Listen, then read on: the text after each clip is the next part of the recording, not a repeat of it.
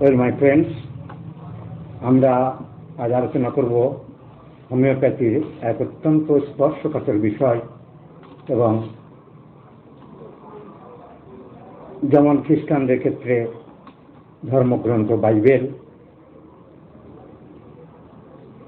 মুসলিমদের জন্য কোরআন, হিন্দুদের ধর্মগ্রন্থ মানা হয় গীতা, বৌদ্ধদের ত্রিপিটক, শিখদের গ্রন্থি সাহেব, তেমনি হোমিওপ্যাথদের অর্গান অফ মেডিসিন। এই বইয়ের মধ্যেই রয়েছে হোমিওপ্যাথির মূল মন্ত্র, সাফল্যের চাবিকাঠি। আমি বারবারই বলেছি, পোস্টেও দেখিয়েছি যে এই বই ভালো করে না পড়ার জন্য, না বোঝার জন্য চিকিৎসা বিভ্রাট হয়। অনেকে ঠিকমতো না পড়ার জন্য, না বোঝার জন্য একটা ভয় এবং আতঙ্কের মধ্যে থাকে। আবার অনেকে যারা পড়েছে, জুনিয়রদেরকে বা ছাত্রদেরকে যেন জিনিসটা সহজে বুঝিয়ে দেওয়া যায়, সহজে বোঝাতে পারে না, সহজে বোঝানোর ক্ষমতা নেই। শুধু ছোট বাচ্চাকে যেমন মায়েরা জুজু দেখায়, তেমনি জুজু দেখানোর মতন হোমিওপ্যাথিক কলেজগুলিতেও ফার্স্ট ইয়ার থেকে ফাইনাল ইয়ার পর্যন্ত ছেলেদের সাথে এই তন্ত্রকথা করা। এই তন্ত্রকথা চলছে, আমাদের সময়ে চলেছে।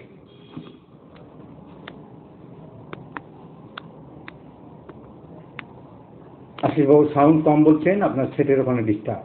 আমার সেট ঠিক আছে।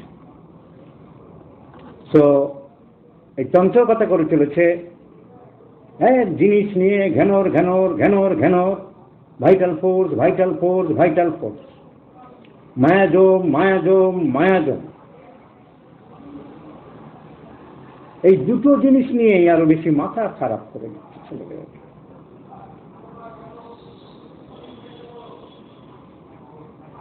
অর্গানন পড়ো, অর্গানন পড়োনি, অর্গানন মেনে চলো, অ্যাপ্রোজম এই বলেছে, ওই ফুটনোটে এই বলেছে। মস্তিষ্ক বিকৃতি হওয়ার উপক্রম। তো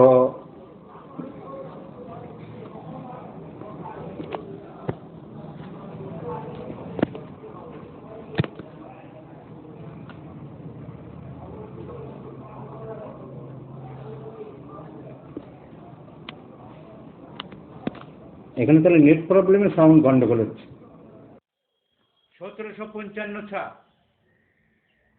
1755 সাল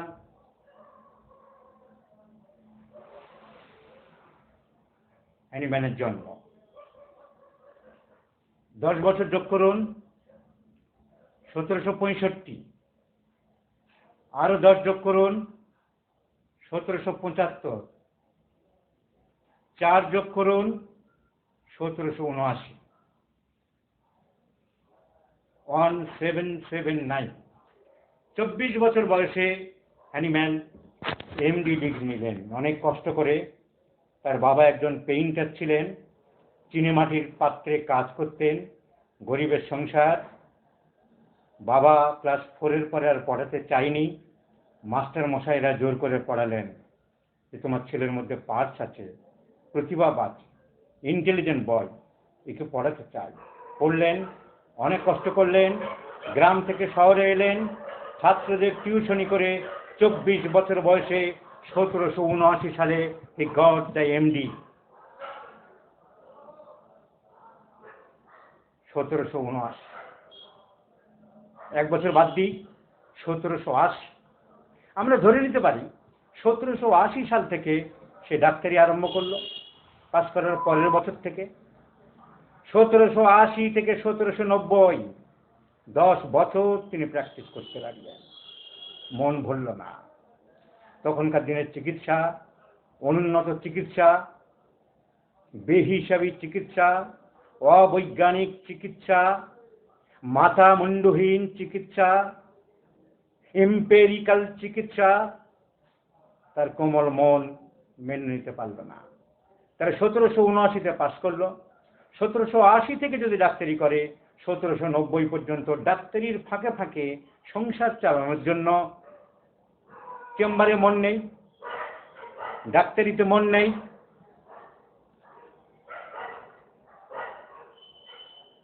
অনেকে বলছে সাউন্ড আগে ঠিক ছিল।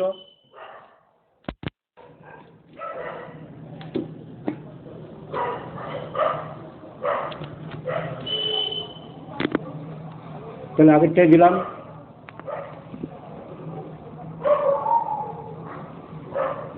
ডাক্তারির ফাঁকে ফাঁকে অনুবাদকের ভূমিকা আরম্ভ করলেন। সংসার চালাতে হবে, তখনকার দিনে ফ্যামিলি প্ল্যানিং ছিল না। হ্যানিম্যানের পুত্র সন্তান কন্যা সন্তান বাড়তে লাগলো। সংসার চালাতে হবে। ইংরেজি বই থেকে জার্মান, জার্মান বই থেকে ফ্রান্স, অনুবাদকের ভূমিকা পালন করতে করতে 1790 সালে আমাদের সবারই গল্প জানা উইলিয়াম কিউলেন্সের ম্যাথমেটিকা অনুবাদ করতে গেলে দেখলেন চায়না বা সিংকোনা বার ম্যালেরিয়া জ্বরের ওষুধ, কারণ এই ওষুধ কাঁপুনি জ্বর তৈরি করতে পারে। তার মাথায় স্ট্রাক হলো যে তাহলে চায়না পরীক্ষা করা যেতে পারে। 1790 সাল।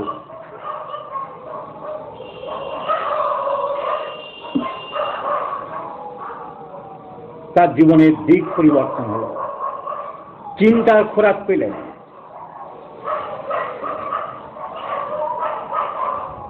যেমন নিউটন চিন্তার খোরাক পেলেন আপেল গাছের গোড়ায় বসে, আপেল কেন উপরে গেল না। যেমন কলম্বাস চিন্তার খোরাক পেয়েছিলেন মহাদেশ আবিষ্কারের, হ্যানিম্যান চিন্তার খোরাক পেলেন ওষুধ আন্দাজে দেওয়া নয়, ওষুধকে সুস্থ মানব দেহে পরীক্ষা করা যেতে পারে। তারপরে সেই রেকর্ড সিমটমসগুলো খাতায় ডায়েরিতে রেকর্ড করা যেতে পারে। সেই রেকর্ডের সঙ্গে যখন মিলবে যে রোগীর সিমটম, সেই রোগীকে সেই ওষুধটা দিতে পারে। 1790 সাল থেকে 1796 সাল, আরো 6 বছর টাইম নিলেন হ্যানিম্যান এই থিওরি, এই সিদ্ধান্ত, এই মতবাদ পরীক্ষা নিরীক্ষা করার জন্য। প্রত্যেকটা জিনিস তিনি পরীক্ষা করেছেন, উপলব্ধি করেছেন, এক্সপেরিমেন্ট করেছেন, অনুধাবন করেছেন, পর্যালোচনা করেছেন, বিশ্লেষণ করেছেন, অ্যানালিসিস করেছেন, তবে তিনি একটা কনভিকশন বা সিদ্ধান্তে এসেছেন। তাহলে 1780 সাল থেকে 1790 সাল পর্যন্ত মেডিকেল সায়েন্সে বীতশ্রদ্ধ হয়ে অনুবাদকের ভূমিকায় এ বই সে বই অনুবাদ করে সংসার চালাচ্ছিলেন। এই চিকিৎসা আর করবেন না বলে ডিসিশন নিলেন। 1790 সালে যে থিওরি তিনি পেলেন, যে চিন্তার খোরাক তিনি পেলেন, যে ওষুধগুলো আন্দাজে দেওয়া নয়, ওষুধগুলো পরীক্ষা করা যেতে পারে সুস্থ মানব শরীরের মধ্যে, সেই থিওরি নিয়ে, সেই পদ্ধতিতে তিনি আরো 6 বছর পরীক্ষা নিরীক্ষা করলেন 1796 সালে।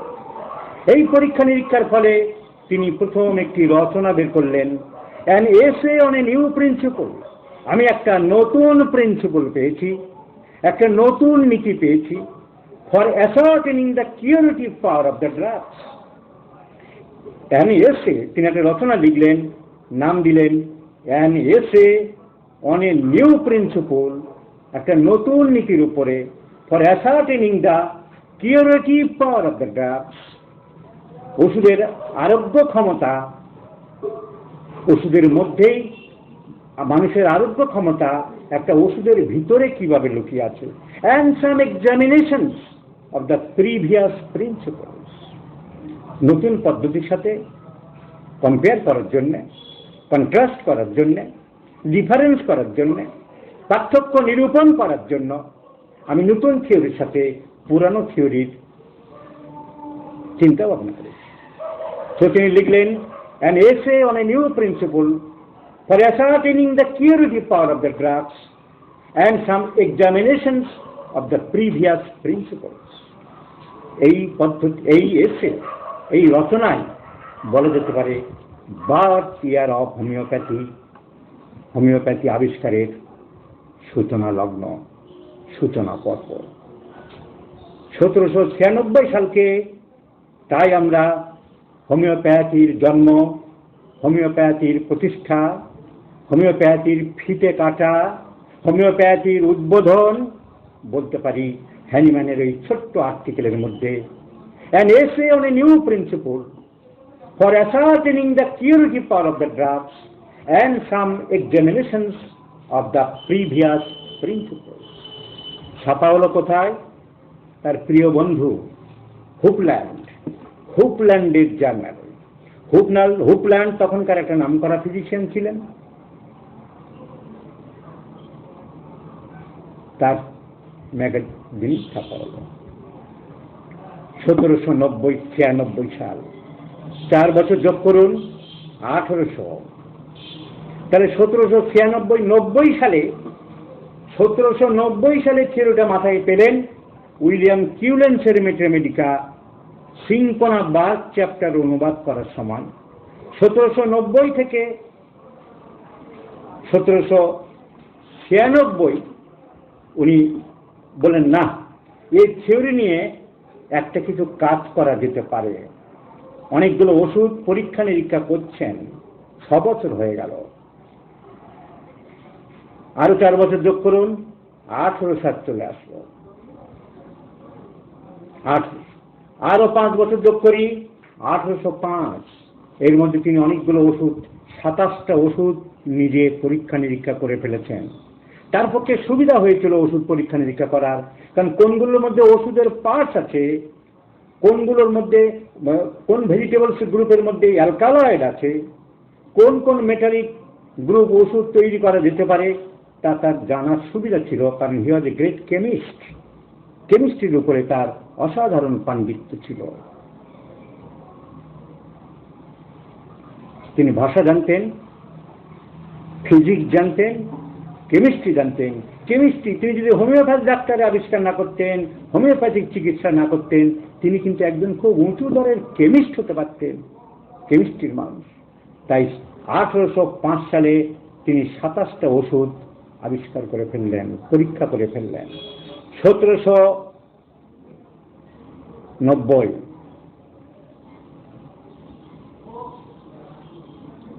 1805 15 বছর লাগলো ওনার হোমিওপ্যাথি জয়যাত্রা আস্তে আস্তে এগোতে। 15 বছর ধরে আস্তে আস্তে ওষুধ পরীক্ষা করতে করতে 27টা ওষুধ হয়ে গেলে 1805 সালে তিনি প্রথম মেটিমেডিকা বই লিখলেন, ফ্র্যাগমেন্টা ডি ভিরিবুস মেডিকামেন্টারাম পজিটিভিস সিবে ইনসানো কর্পোরি হিউম্যানো অবজারভেটিসো। আরো 5 বছর গেল 1810। এতদিন পর্যন্ত হোমিওপ্যাথিক চিকিৎসা নিজে করছিলেন, কিছু ছাত্রদের দেখাচ্ছিলেন, কিছু ছাত্র আসছিল,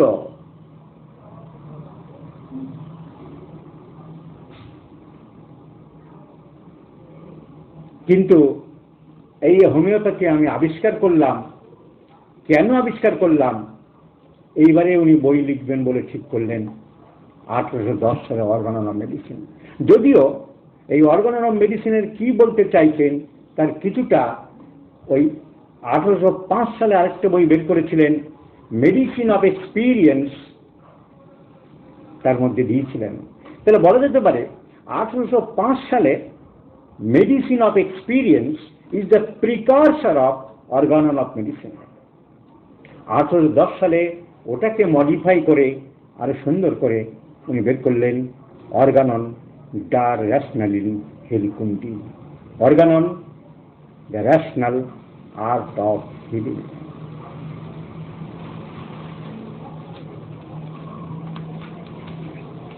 তখন তার বয়স 55। দীর্ঘ সময় 24 বছর বয়সে ডাক্তারি পাস করলেন। 25 থেকে 35, 35 থেকে 45, 45 থেকে 55, 30 বছর ধরে পরীক্ষা নিরীক্ষা করে তবে তিনি অর্গানন হোমিওপ্যাথি আবিষ্কার করেছি।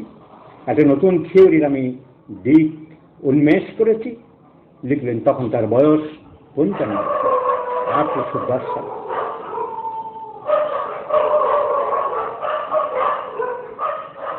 এই বইয়ের প্রিফেসে তিনি লিখলেন, অর্গানন বইয়ের preface,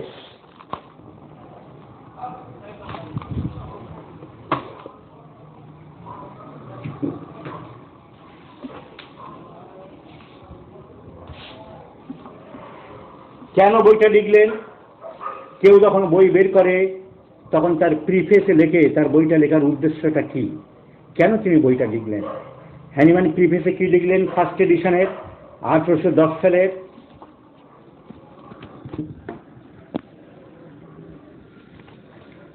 preface to the first addition.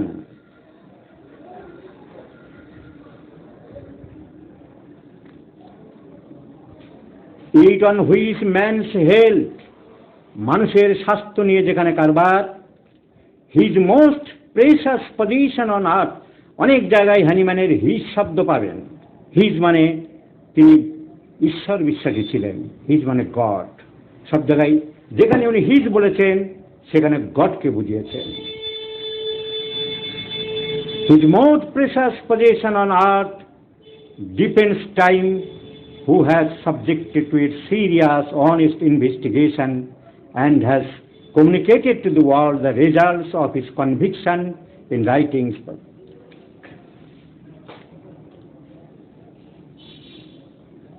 I consider, এই লাইনটা দেখুন, I consider, যারা বাংলা বই পড়ে, বাংলা অনুবাদ পড়ে, একটার বই পড়ে, সেগুলো তো আমি কিছু বলতে পারবো না। Preface to the first addition Hahnemann 1810 সালে, তখন উনি ছিলেন লিপজিগ শহরে। দেখুন এই লাইনটা, I consider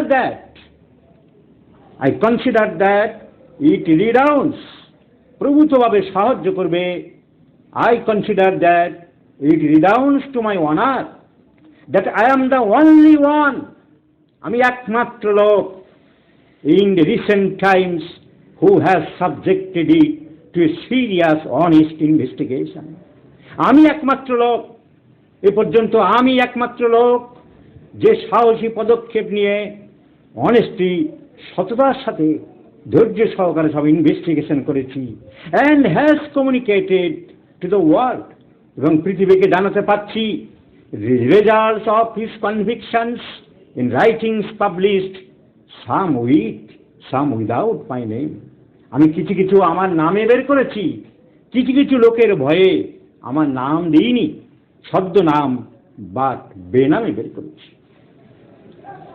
I consider that it redounds to my honor that I am the only one in the recent times, আর কেউ নেই আমার সাথে, কেউ নেই আমার পাশে, আমি একাই যা কাজ করার করলাম for the mankind of human society, a result of his convictions in writings published.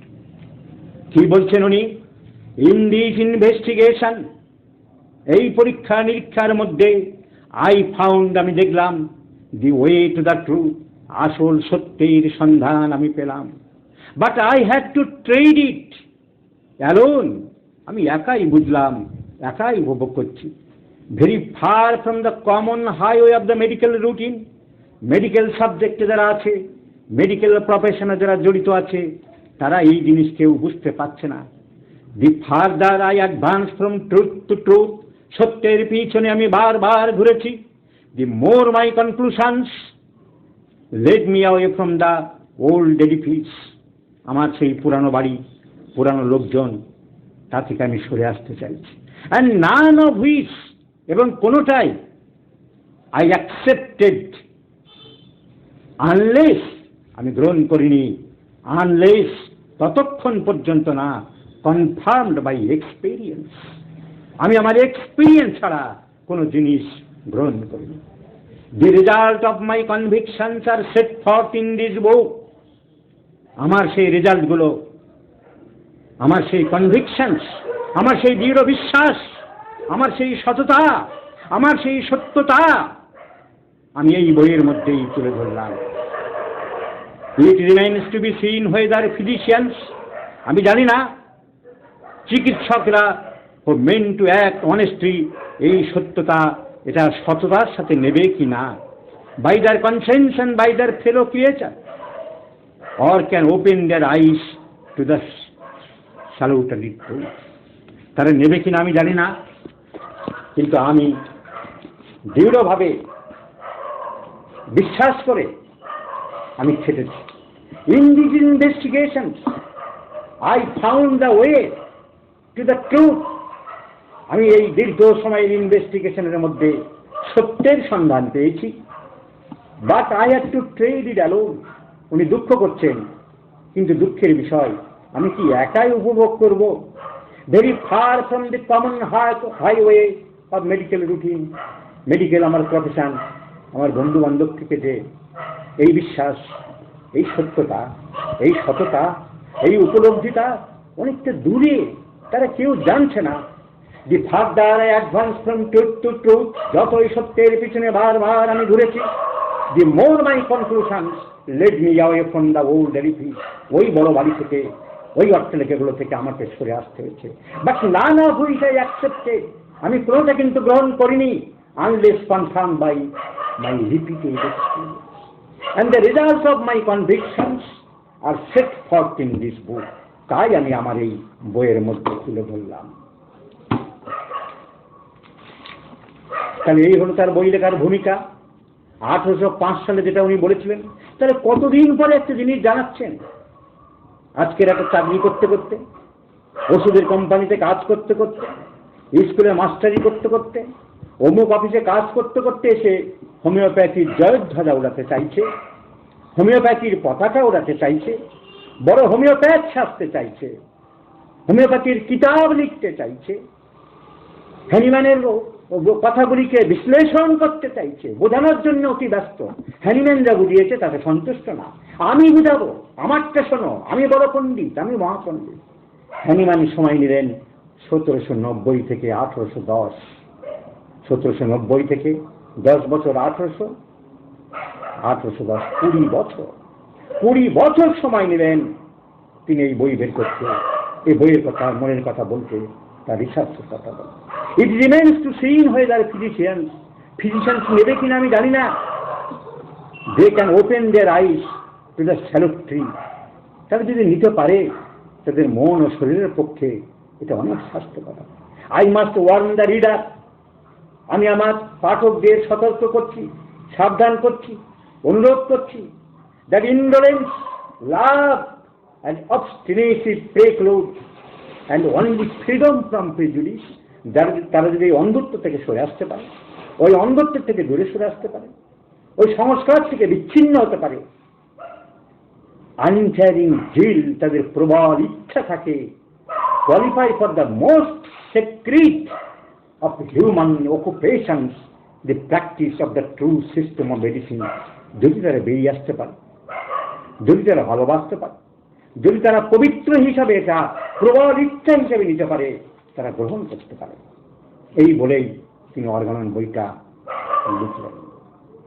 কি লিখলেন বইয়ের মধ্যে? বা তাহলে ভূমিকাতে উনি বললেন, আমি দীর্ঘদিন ধরে পরীক্ষা নিরীক্ষা করেছি এবং যা বিশ্বাস করেছি, যা লিখেছি, তা রিপিটেড যে পরীক্ষা ছাড়া, উপলব্ধি সত্যি ছাড়া আমি একটা কিছু গ্রহণ করিনি। আমি জানি না, কিন্তু এই সত্যতা, এই সততা, এই উপলব্ধিটা আমি একাই কি ভোগ করব। আমি জানি না তারা তাদের সেই প্রাচীন অট্টালিকা ছেড়ে এখানে আসতে পারবে কিনা।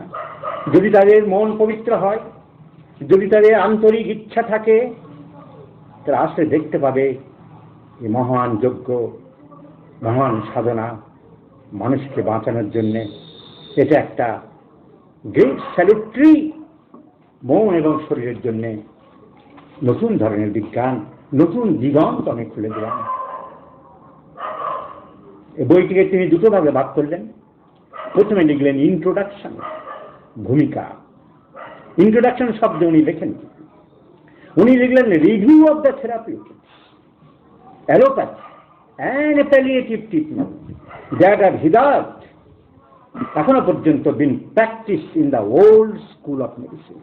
হেডিংটা এই দিলেন। প্রথম 30-40টা পাতা। বইয়ের সাইজ দুই রকম হয়, একটা হচ্ছে লম্বা এরকম, একে বলা হয় 1/4 ডিভাইন, আর একটা হচ্ছে ছোট সাইজের 1/4 গ্রাউন্ড। ক্রাউন হলে পাতা একটু বেশি হয়, আর নর্মাল বইয়ের সাইজ যেগুলো এরকম থাকে 1/4 ডিমাই। ডিমাই কাগজের 30.32 পাতা হয়েছে। উনি লিখলেন review of the therapeutics, criticise শব্দ লেখেন। আমি পুনর্বিবেচনা করছি, আলোচনা করছি the therapeutic mode of treatment. এই রোগের এই ওষুধ, ওই রোগ হলে ওই করো, এই যে সিস্টেম, সেই সিস্টেম ভুল, সেই সিস্টেম মানা যায় না। So the review of the therapeutics, allopathy and palliative treatment যা এখনো পর্যন্ত চলছে। প্রাচীনপন্থী চিকিৎসা পদ্ধতিতে অ্যালোপ্যাথি এবং সাময়িক উপশমকারী আরোগ্যদানের ভিত্তিতে যে আরোগ্যদান চলছে তার আলোচনা বা পর্যালোচনা করলেন। এই চ্যাপ্টার আজকের দিনে আমাদের কোনো প্রয়োজন নেই। পড়ুন, জানুন, কেন বলুন।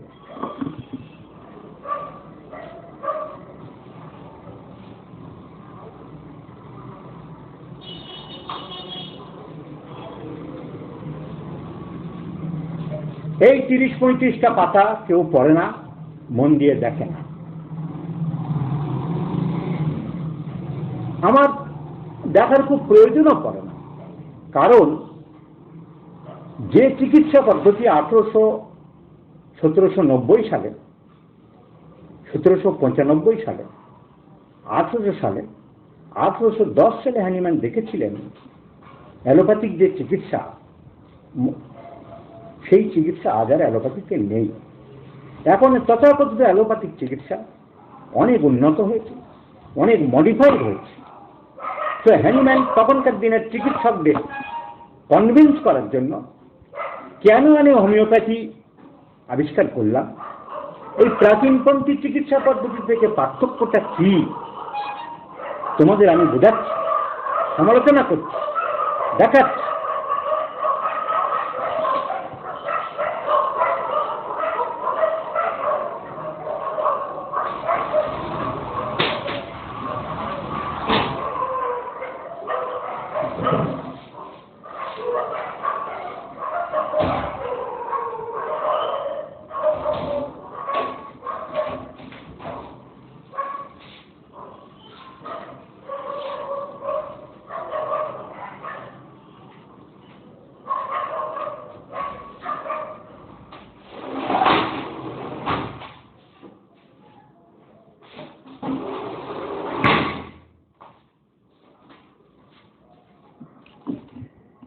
তোমাদের চিকিৎসা সাময়িক উপশমকারী,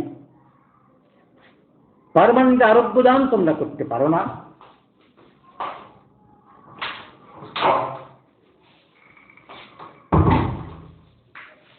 হ্যানিম্যান যেহেতু একটা নতুন চিকিৎসা বিজ্ঞান আবিষ্কার করলেন, একটা নতুন পদ্ধতি সমাজকে দিতে চাইলেন, তাই রিভিউ করলেন আগেরটা থেকে আমি কেন করলাম। যে কোনো জিনিসই মানুষ করে, শুধু পুস্তক বলে না, হ্যানিম্যান সেটি করবেন।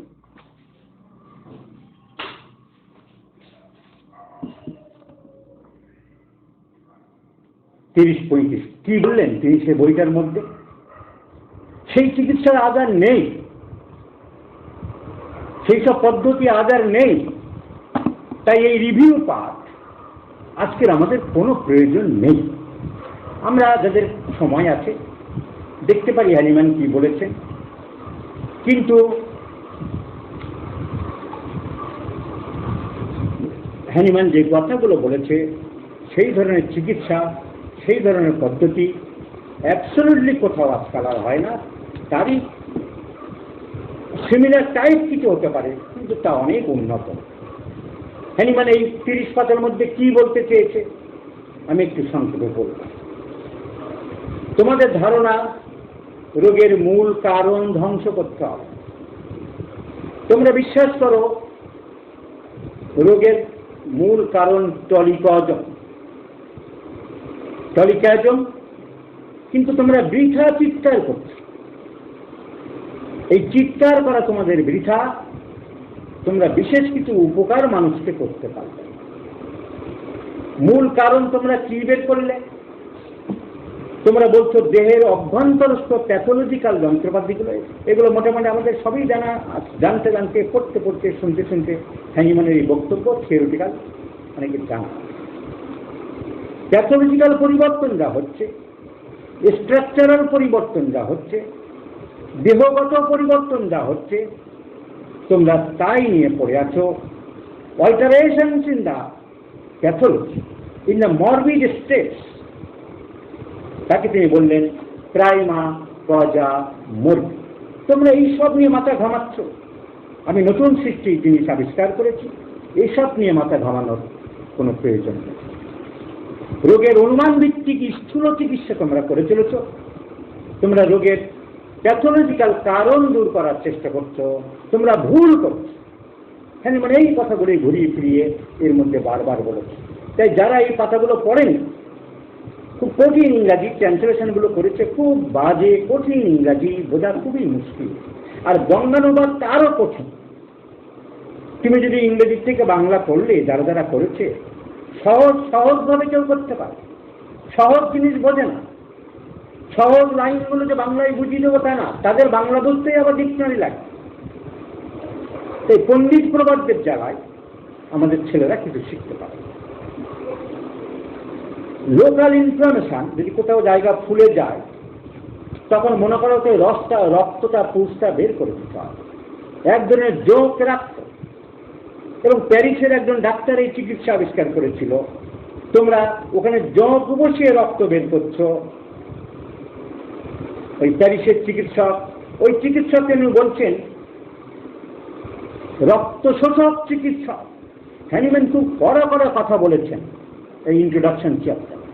ওই রক্ত শোষক চিকিৎসক যদি মোষের পালের প্রধান ধরা হয়, এই উদাহরণ দিচ্ছেন, ওর গলায় ঘণ্টা বাঁধা।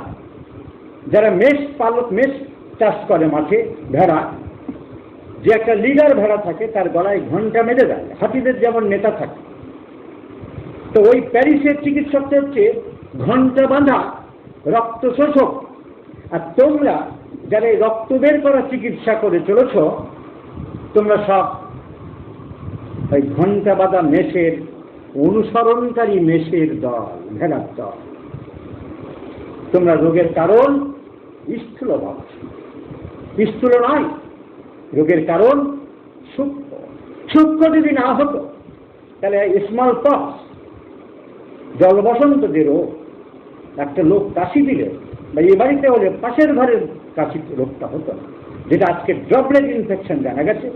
হ্যানিম্যানের সময় মাইক্রোস্কোপ ছিল না, যন্ত্রপাতি ছিল না, কিন্তু তার চিন্তাধারা কত সূক্ষ্ম ছিল। উনি বলেছেন রোগ সব সূক্ষ্ম, মানুষের শরীর সূক্ষ্ম। ঔষধগুলিকে তোমরা সুন্দর সুন্দর রং করে, আজও অনেক জায়গায় করছে নানা অন্য টেকনিকে, বোতলজাত করছো, লেবেল দিয়ে লোভনীয় করছো। উপকার তো হচ্ছে না, বরং মানুষের ক্ষতি করে চলেছে। কোথাও খুঁত ফুটিয়ে তোমরা ছিদ্র করে চিকিৎসা করছো মানুষকে। পশমি পোশাক পরিয়ে, প্রচন্ড গরমের মধ্যে পোশাক, আইসোপ্যাথি কথা বলছে, পশমি পোশাক পরিয়ে সারা শরীর ঢেকে রাখছো। কোথাও বমি করানোর জন্য অ্যান্টিএমেটিক ওষুধ খাওয়াচ্ছে, গরম জলে পা ডুবিয়ে রাখতে বলছো, ক্ষুধা বৃদ্ধির জন্য অ্যাপারামেন্ট ওষুধ দিচ্ছ। তোমরা এই সব করে চলেছ। ফোসকা তৈরি করে পুঁজ বের করতে হবে বলে মেজেরিয়াম লাগাচ্ছ। তোমরা ক্যান্সারিসের পুলটিস লাগাচ্ছ, তোমরা গরম মালিশ লাগাচ্ছ, তোমরা অপ্রয়োজনীয় অস্ত্রোপচার করছো। না, তোমরা ভুল করছো। তোমাদের চিকিৎসা পদ্ধতি ভুল, তোমরা অন্যায় করছো, তোমরা মানুষের সাথে প্রতারণা করছো। চিকিৎসা হবে প্রকৃতির পথে। প্রকৃতি দেহের রোগ সারাতে পারবে, প্রকৃতির ওই দেহের রোগকে সারাতে চাই। প্রকৃতিকে সাহায্য করতে হবে আমাকে।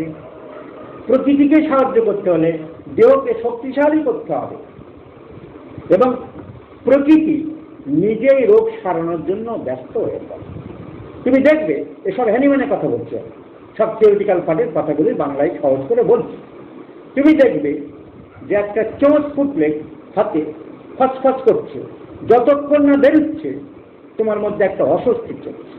তোমার জীবনে শক্তি, তোমার শরীর ওটাকে বের করে দেওয়ার জন্য আপ্রাণ চেষ্টা করছে।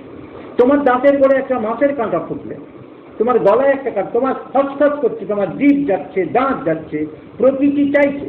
তোমার ল্যারিংসের ভিতরে একটা খাওয়ার সময় খাদ্য বানা চলে গেলে তা বের করার জন্য হাসি কাশি এবং অনুষ্ঠান তোমার অস্বস্তি বলো। তার মানে কি? তার মানে প্রকৃতি চাই রোগ সারাতে। প্রকৃতি অবাঞ্ছিত জিনিস শরীরের মধ্যে রাখতে চায় না। এই জীবনী শক্তি সূক্ষ্ম, আর তোমরা স্থূল বুদ্ধি নিয়ে স্থূল চিন্তা করে চলেছ দিনের পর দিন। তোমরা স্নায়বিক শক্তি বৃদ্ধি করার ওষুধ দিচ্ছ, তোমরা বলাধানকারী ওষুধ দিচ্ছ, তোমরা স্বাচ্ছন্দ্যবর্ধক ওষুধ দিচ্ছ, তোমরা যৌন শক্তি বর্ধককারী ওষুধ দিচ্ছ, কিন্তু মানুষের কোনো চিকিৎসা করছো না, মানুষ নিয়ে কিছু ভাবছো না। তোমরা যৌন শক্তি বৃদ্ধির জন্য অ্যাম্বার গ্রিস দিচ্ছ, সিনকাস দিচ্ছ, তখন এসব দেওয়া তো হ্যানিম্যানের সময় উনি উদাহরণ দিচ্ছেন। ক্যান্সারাইডিন দিচ্ছ, ট্রাফলস দিচ্ছ, এলাচ খাওয়াচ্ছ, দারুচিনি খাওয়াচ্ছ, ভ্যানিলা খাওয়াচ্ছ। কানে কম শুনছো বলে এক ধরনের বিদ্যুতের মৃদু উত্তেজনা দিচ্ছ। ভয়ঙ্কর পারদ জাতীয় ওষুধ খাওয়াচ্ছ নানান রকম ঘাটে। মার্কুরেরিয়া, ক্যালোমেল, করোসিভ সাপ্লিমেন্ট, মার্কুরিয়াস কর যেটা, মার্কুরিয়াস ওয়াইলমেন্ট লাগাতে দিচ্ছ। ম্যালেরিয়াতে তোমরা একমাত্র কুইনাইন ধরে বসে আছো, কিন্তু একমাত্র কুইনাইন ম্যালেরিয়ার ওষুধ নয়। আরোগ্য লাভ হইয়া গিয়াছে বলিয়া তোমরা হাসপাতাল থেকে রোগী ছেড়ে দিচ্ছ, কিন্তু রোগী আরোগ্য হইতেছে না। বাড়ি আসিয়া তার ক্ষুধা হইতেছে না, তার পেট গুড়গুড় কমিতেছে না, সে চোখ মুখে ধাঁধা দেখিতেছে। আদর্শ আরোগ্য তোমরা করতে পারছো না। তোমরা হাসপাতাল থেকে আরোগ্য হয়েছে বলে নিদান দিয়ে ছেড়ে দিলে। টাইফয়েড জ্বরে তোমরা ভ্যালেরিয়ান আমাদের খাওয়াচ্ছ, ভ্যালেরিয়া গাছের রস খাওয়াচ্ছ। চোখ উঠলে, চোখের ইনফেকশন হলে তোমরা সেন্ট ইটস সেলফ, যেটা পারদ থেকে রেড অক্সাইড অফ মার্কারি, যেটা থেকে উনি পরে ওষুধ বানিয়েছেন সিনাবেরিস, তাই তোমরা লাগাতে দিচ্ছ। তোমরা পালস রেট কমে গেলে ডিজিটালিস খাইয়ে যাচ্ছ দিনের পর দিন, যার ডাক নাম ফক্স ক্লোভ। কিন্তু একটা সময় ওই ডিজিটালিস খাওয়াতে খাওয়াতে তার পালস রেট এত কমে যাবে, কিংবা বন্ধ করলে পালস রেট আবার এত উচ্চ হারে বাড়তে থাকবে, যাকে আমি বলছি সেকেন্ডারি অ্যাকশন, সেই রোগী মৃত্যুর দিকে চলে যায়। তোমরা তাকে আর বাঁচাতে পারছো। তোমাদের বয়কট করা উচিত, তোমাদের একত্রে বাতিল করা উচিত। তোমাদের চিন্তাধারা ভুল, তোমাদের আইডিয়া রং। তোমাদের বিবেকের তাড়না হচ্ছে না, তোমাদের শুধু ব্যবসা মনোবৃত্তি নিয়েই চলতে হচ্ছে। তোমাদের মধ্যে তো কেউ বিবেকের তাড়না অনুভব করেছে। হ্যানিম্যান খোঁজ খবর রাখতেন পণ্ডিত ব্যক্তি। উনি কয়েকজনের নাম বলেছেন, এক জায়গায় ঘুরিয়ে ফিরিয়ে। ক্রুজার হ্যানসেন বিবেকের তাড়নাও অনুভব করে লেখা দিয়েছেন, এর চিকিৎসা ভুল, বাতিল করো। তোমাদের মার্কার হার্স লেখা দিয়েছেন। একজন ড্যানিশ আর্মি ফিজিশিয়ান ড্যানিশ স্টলও বারণ করেছেন যে চিকিৎসা পদ্ধতি ভুল, আমি মানি না। তবু তোমাদের কোনো সম্বিত ফিরছে না। এসব পর্যবেক্ষণ করেই আমি হোমিওপ্যাথি আবিষ্কার করেছি। হোমিওপ্যাথি নিয়ে একবার তোমরা ভাবো, আমার প্যাথি নিয়ে একবার চিন্তা করো। হ্যানিম্যান সাহসী ছিল, সত্যের পূজারী ছিল। সত্যকে বলতে তিনি দ্বিধা করেননি। রূঢ়ভাবে লিখতে তিনি ভয় পাননি। বিবেকানন্দের যে কথা পরবর্তীকালে আমরা জেনেছি, সত্যের জন্য সবকিছু ত্যাগ করা যায়, কিন্তু কোনো কিছুর জন্য সত্যকে ত্যাগ করা যায়। হ্যানিম্যানটা তিনি ইন্ট্রোডাকশনে যে ভাষা ব্যবহার করেছেন, ভদ্র নম্রভাবে, তোমরা বৃথা অহংকারে পরিতৃপ্ত হয়ে আছো। তোমরা পথভ্রষ্ট হইয়া নানা কল্পিত পন্থায় একজনের পর একজন আবিষ্কার করিতেছ। তোমাদের গুরুরা যা করেছে, একজন যে থিওরি আবিষ্কার করে গেল, কিউরেরিয়া কিউরেন্টার, পন্টারিয়া পন্টারিস কিউরেন্টার, আর শিষ্যরা সেই ভণ্ড গুরুর প্রতিধ্বনি করিয়া চলছে।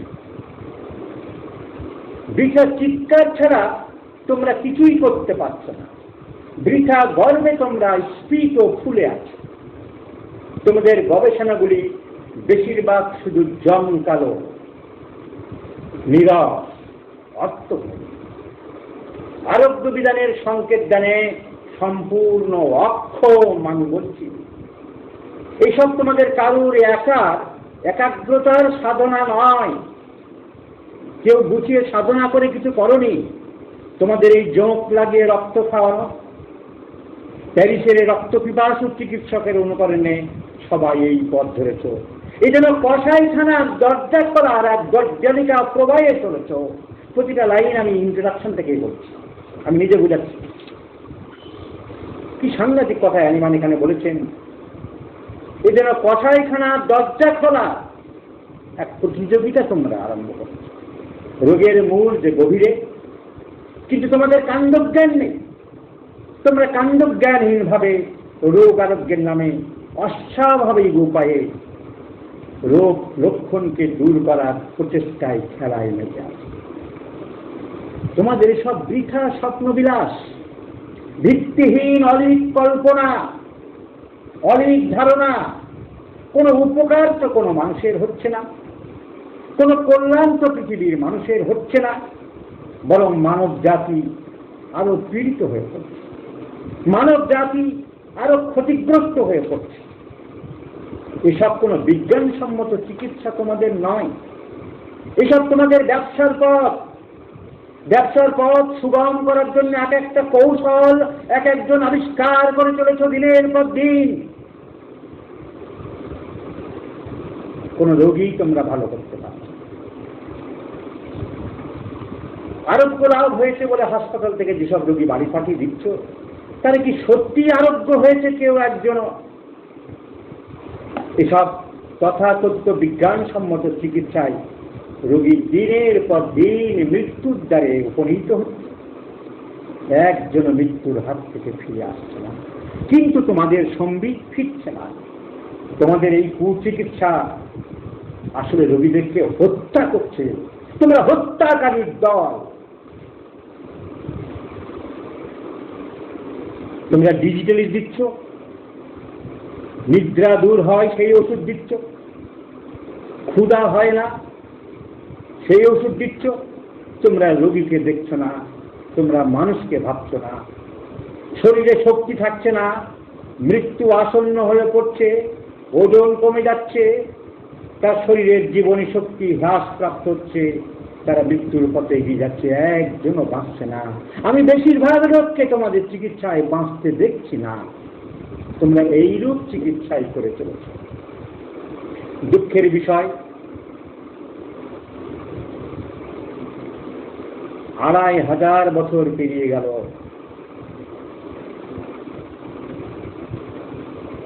এখনো তোমাদের একই চিকিৎসা পদ্ধতি চলছে। মিথ্যা ও প্রতারণা মিশ্রিত অমূলক সিদ্ধান্তই তোমরা গ্রহণ করে চলেছ। আসুইন মরবিস নাম দিয়েছে জার্মান শব্দ, আসুইন মরবিস। কোনো পরিবর্তন রোগীর কল্যাণের দিকে নিয়ে যাচ্ছে না, সবকিছু রোগীকে ধ্বংসের দিকে নিয়ে যাচ্ছে। তোমাদের অনিষ্টকারী চিকিৎসা বিধান, তোমাদের চিকিৎসা বিধান অনিষ্টকারী, এছাড়া আমি আর কিছুই বলতে চাই না। তোমাদের নিষ্ঠুর ব্যবহার আজ চরম থেকে চরমতম উঠেছে। এই কথাগুলোই ঘুরিয়ে ফিরিয়ে ইন্ট্রোডাকশনে হ্যানিম্যান বলেছে। তাহলে 30-35 পাতা দিয়ে ইন্ট্রোডাকশন অনেকে বড়াই করে, তুমি ইন্ট্রোডাকশন করোনি, তুমি তো অর্গাননের আসলটাই করোনি। কিচ্ছু দরকার হবে না, এই যে তোমার চিকিৎসা আটকাবে। অর্গাননের ভিতরে আসবো, হ্যানিম্যান তারপরে কি বলেছে সেখানে আসবো। আমি যেটা বলেছিলাম, যা ভেবেছিলাম একদিনেই আমি খুব সংক্ষিপ্ত আকারে অর্গানন বুঝিয়ে দেবো, এখন ভাবছি তা হবে না। আমার 3টে ক্লাসেই আমি শেষ করব। সামনের বৃহস্পতিবারও নেবো, শনিবারও নেব। আজকের ইন্ট্রোডাকশন আমরা যেটুকু পারি আরো এগোবো, আমি থামছি না এখন। সো হ্যানিম্যান এত কড়া কথা হয়তো না বললে পারতেন, কারণ তিনি একা, তার পিছনে কোনো লোক নেই। উনি নিজেও স্বীকার করেছেন যা কিছু প্রতিষ্ঠা করার আমি একা করে চলেছি। কিন্তু আমার এই সিদ্ধান্তে তোমরা এসো, দেখো, পরীক্ষা করো, যাচাই করো। আমি তো যাচাই করেই তোমাদের বলছি। আসছি সেকেন্ড পার্ট, 2 মিনিট বিরতি।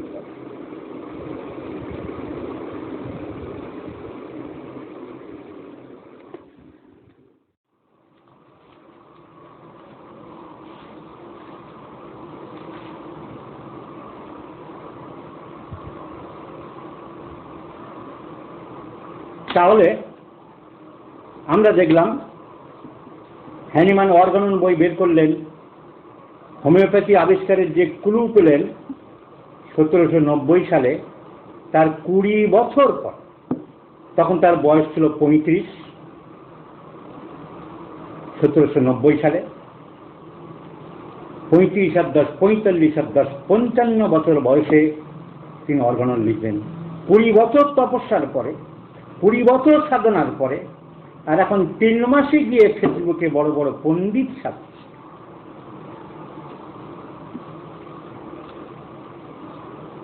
গুরুকে চ্যালেঞ্জ দিচ্ছে, হায়না বলছে আবার গুরু। কোন অপ্রীতিকর কথা সমালোচনা করলে মূর্খ চামচেরা চামচবাজি করে, বলছে না বেশি কিছু বললে আবার হায়নারা ধরবে। যাই হোক, সিংহরা সিংহেই থাকুক।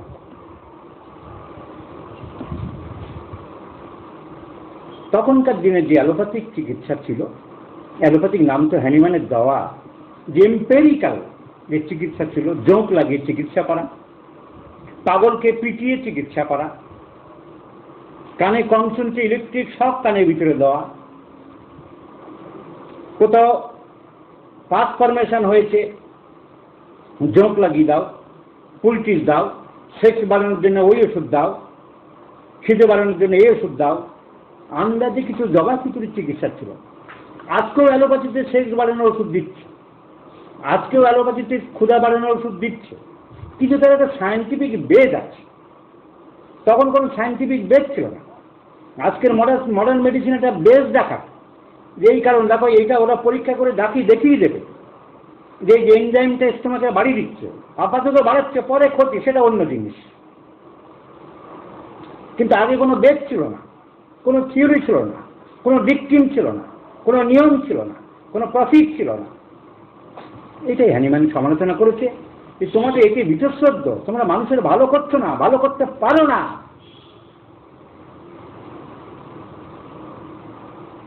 তাই আমি একটা নতুন চিকিৎসা ব্যবস্থা আবিষ্কার করেছি, তোমরা চলে এসো। তাহলে সেই জন্য আমি বলছি, আমার মত এটা থিওরিটিক্যাল পার্ট আজকের আর কোনো প্রয়োজন নেই। হোমিওপ্যাথি শেখার জন্য হ্যানিম্যানের হোমিওপ্যাথিক বিষয়ে কোনো কথা থিওরিটিক্যাল পার্টে নেই। সেই যুগে সেই অবস্থা বিরূপ সমালোচনা না করলে হোমিওপ্যাথিকে পার্থক্য বোঝানো যেত না বলে করা হয়েছে। যদি থাকে বইয়ে দোষ নেই, পড়তে দোষ নেই, জানতে দোষ নেই, ইতিহাস জানতে আমাদের কারোর কোনো দোষ নেই। কিন্তু থিওরিটিক্যাল পার্টটা যা লেখা আছে তুমি পড়লে না বা জানলে না বলে তুমি যে খুব খারাপ হোমিওপ্যাথি খারাপ ডাক্তার হলে তুমি অনেক কিছু শিখতে পারলে না, এই ধারণা যেন কারোর মনের মধ্যে না থাকে। কি আছে থিওরিটিক্যাল পার্টে আমি বলে দিলাম, এর বাইরে কিচ্ছু নেই।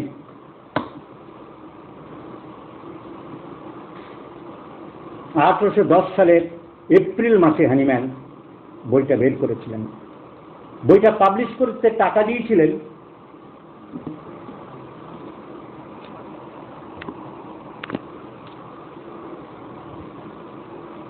তারই এক পেশেন্ট, রোগ সারিয়েছিলেন, তিনি টাকা দিয়ে বইটা পাবলিশ করতে সাহায্য করেছিলেন।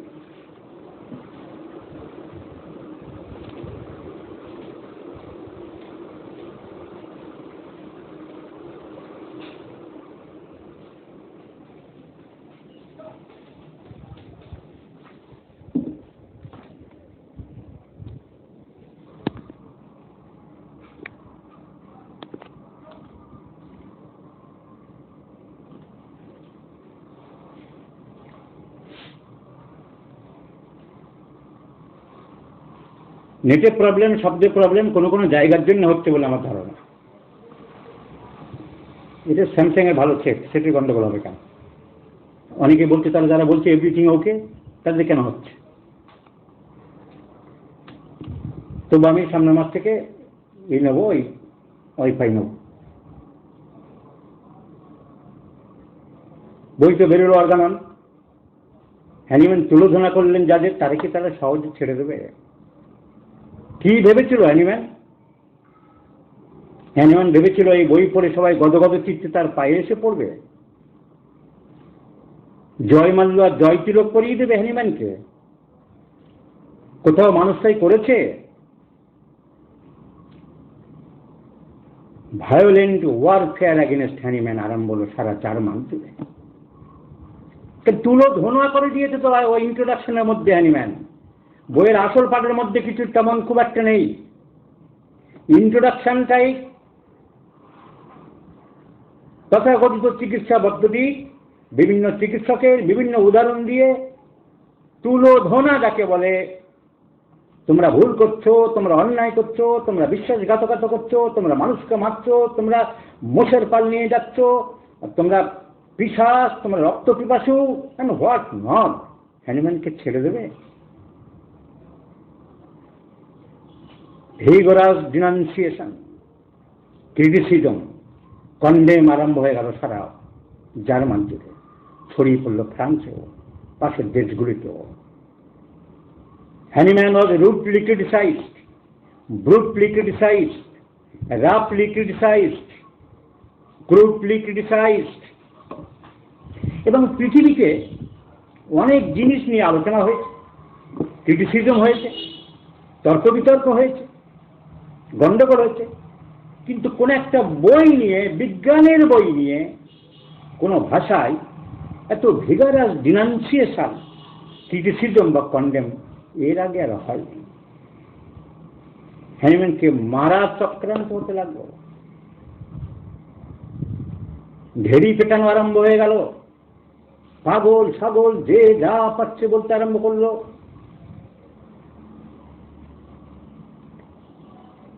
মহৎ মানুষের মহৎ কাজ, বিজ্ঞানের কাজ,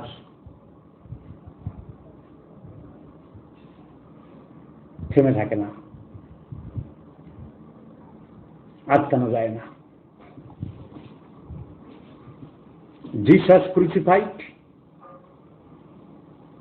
Muhammad was abandoned from the Makkah to Medina, Socrates was poisoned, সক্রেটিসকে বিষ দিয়ে মারা হলো, truth keepers are always prosecuted, অ্যাসান্টেড, হত্যা করা হয়েছে, হ্যান্ড, ফাঁসি দেওয়া হয়েছে, শর্ট, গুলি করা হয়েছে, their works were burnt, তাদের কাগজপত্র পুড়িয়ে দেওয়া হয়েছে, ডিস্ট্রয়েড, নষ্ট করে দেওয়া হয়েছে।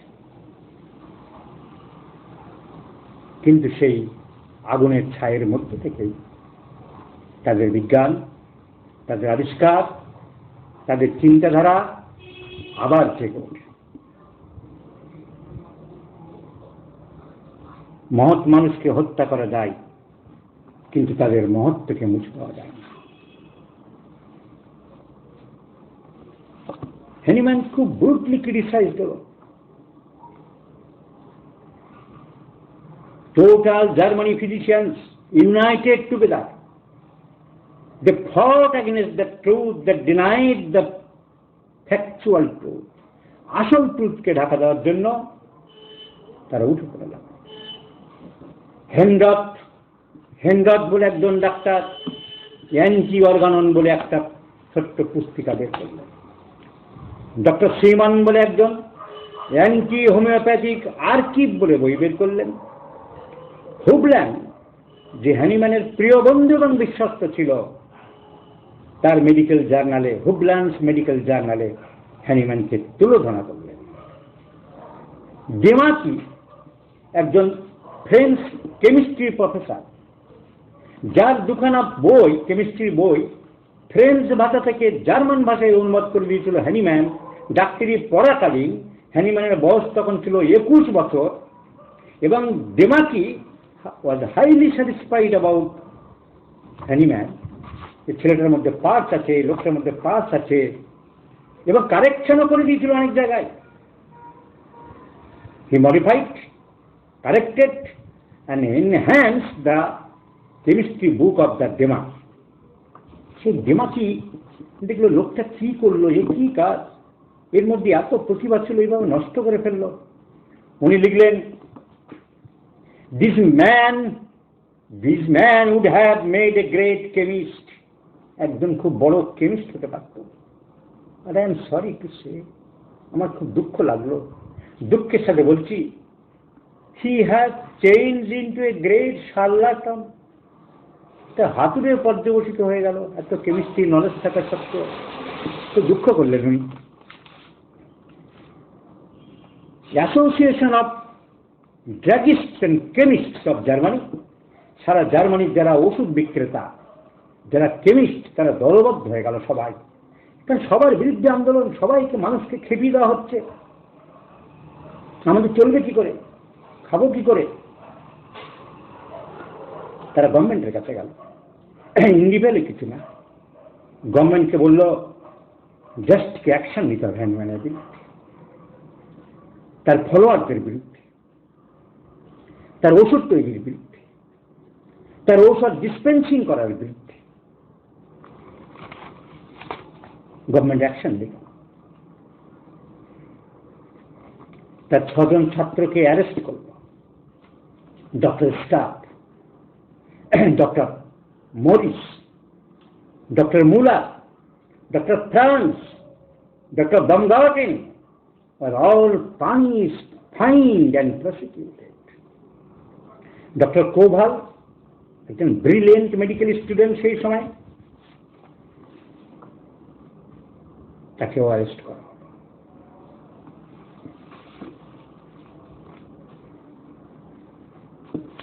আরো নানান কথা বলতে লাগলো। ডক্টর গ্রো বলে একজন লিখলেন, he is a poisonous air in the blossom of medicine, মেডিসিনের ফুলের জগতে একটা পয়জন থেকে ঢুকে গেল। ডক্টর মেসনার বলে একজন লিখলেন, দি ডার্ক গোস্ট, কালো ভূত, has come into the domain of medical. Poster, ভণ্ড অ্যান্ড সুইন্ডলার, একটা জুয়াখোর প্রচারক এই লোকটা। তার আরেকজন প্রিয় ছাত্র হর্নবার্গ, তার বইপত্র, ওষুধ সমস্ত সব বাইরে বের করা হলো এবং সেন্ট পলস কবরখানার সামনে সব পুড়িয়ে দেওয়া হলো জনগণকে দাঁড় করিয়ে সামনে। জাগলারি, ডিসেপশন, কোয়াকারি, ফুলিশ, এ পলিউটেড বাংলিং সায়েন্স, নর্দমার বিষাক্ত বিজ্ঞান, all these titles given to Hahnemann and homeopathy. ওয়েসলার বলে একজন লিখছে, হি ইজ এ রেস্ট ভ্যাগাব্যান্ড, এক হতভাগা ভবঘুরে, a liar, a workless temper, a fool, a false, a course of low fox. একজন লিখছে, the man ought to be locked up, এ ঘাট ধরে জেলে ঢুকানো উচিত। একজন লিখছে, you are a fool, we will have nothing to do with a fool, এই বোকা পিছনে আমাদের সমানিষ্ট করার দরকার। একজন লিখছে, Hahnemann's homoeopathy now at the last gasp. একজন লিখছে, the road to the grave of homeopathy. একজন লিখছে, দি সেমলেজ হাম্বাগ, লজ্জাহীন প্রতারক। এইসব নানান রকম লিখল। একজন লিখল, দি ওল্ড র্যাট ক্যাচার। হ্যানিম্যানকে কি করা হলো? তার ছাত্রদের ওষুধপত্র নষ্ট করা হলো, পুড়িয়ে দেওয়া হলো, জনসমক্ষে ঢেড়ি পেটানো হলো। Thanks god, he was not assassinated, he was not assassinated. তাকে হত্যা করা হয়নি। সেই মুহূর্তে কিন্তু হত্যা করতে পারত। হ্যানিম্যানের লাভ ফেভার করেছে। আজ হোমিওপ্যাথি পৃথিবীর, the homeopathy would not see the light of the world. Hahnemann পালিয়ে পালিয়ে যাও করে বাঁচল। হ্যানিম্যানকে চার্জশিট দিল কোর্ট। ওই অ্যাপাথিকারী, জার্মান অ্যাপাথিকারী ড্রাগিস্ট অ্যাসোসিয়েশন গভর্নমেন্টের কাছে গেল। গভর্নমেন্ট ভার্সেস হ্যানিম্যান কেস হলো। হ্যানিম্যানকে চার্জশিট দেওয়া হলো 9 ফেব্রুয়ারি তাকে কোর্টে গিয়ে সব বলতে হবে। তাতে সবাই থামলো না। Finally he bounded to change his residence from Leipzig to Kothen. এই প্রথম একজন মহাপুরুষকে, একজন মহামানবকে, একজন মানব কল্যাণকারী মানুষকে ঘাট ধরে বসবাস করতে দেওয়া। He abandoned to leave the Leipzig city. He went at Kotlin, পাশের শহরে চলে গেল।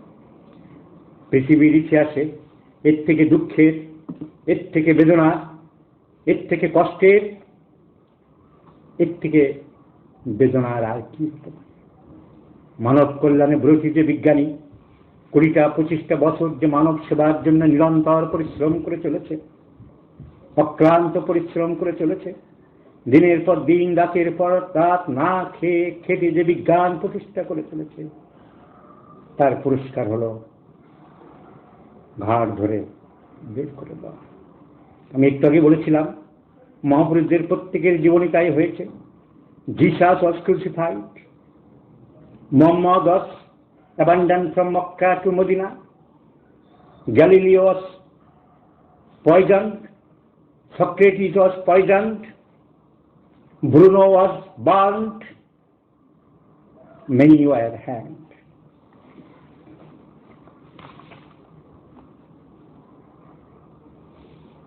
But Hanuman neither abused anyone, কাউকে কিচ্ছু বলেনি, nor answers the criticisms, কোন ক্রিটিসিজমের উত্তর দেয়নি।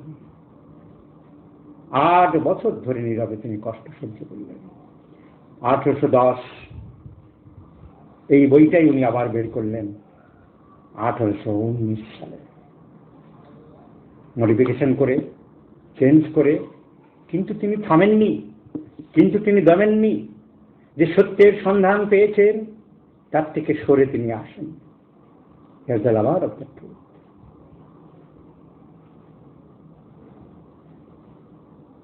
সত্যের জন্য সবকিছু ত্যাগ করা যায়, কিন্তু কোনো কিছুর জন্য সত্যকে ত্যাগ করা যায় না। সেই মুহূর্তে তো হোমিওপ্যাথি ছেড়ে দিতে পারত। লেনিনের জীবনে অনেক কষ্ট করতে এসে কমিউনিজম দাঁড় করাতে।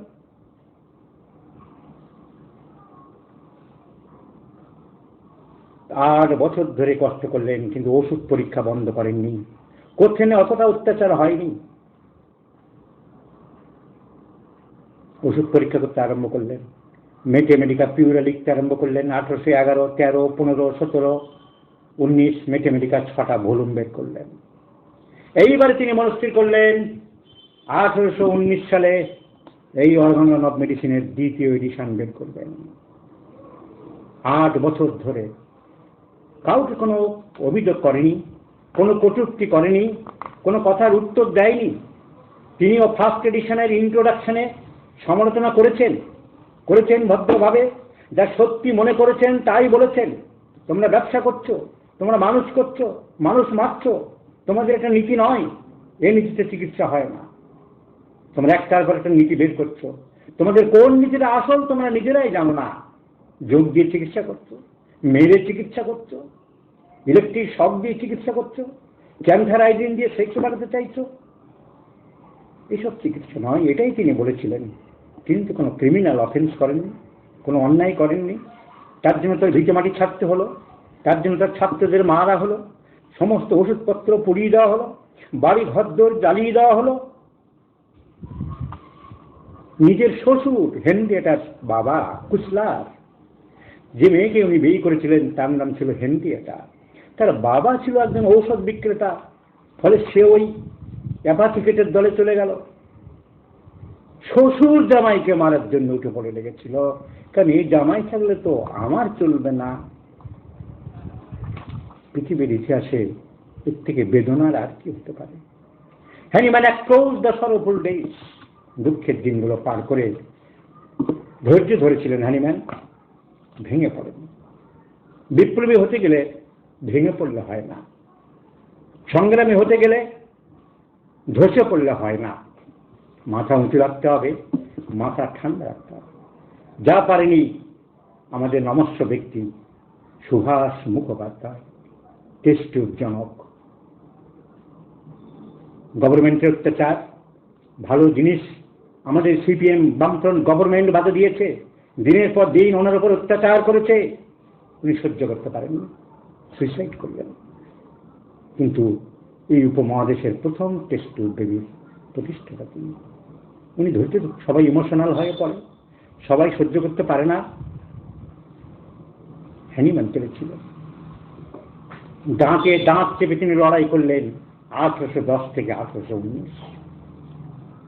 উত্তর দিলেন 1819 সালে যে কবিতা দিয়েছিলেন, গিলাটের কবিতা, the truth immortals need us bless to make and keep, the world wide slide covered over but never never beauty deep.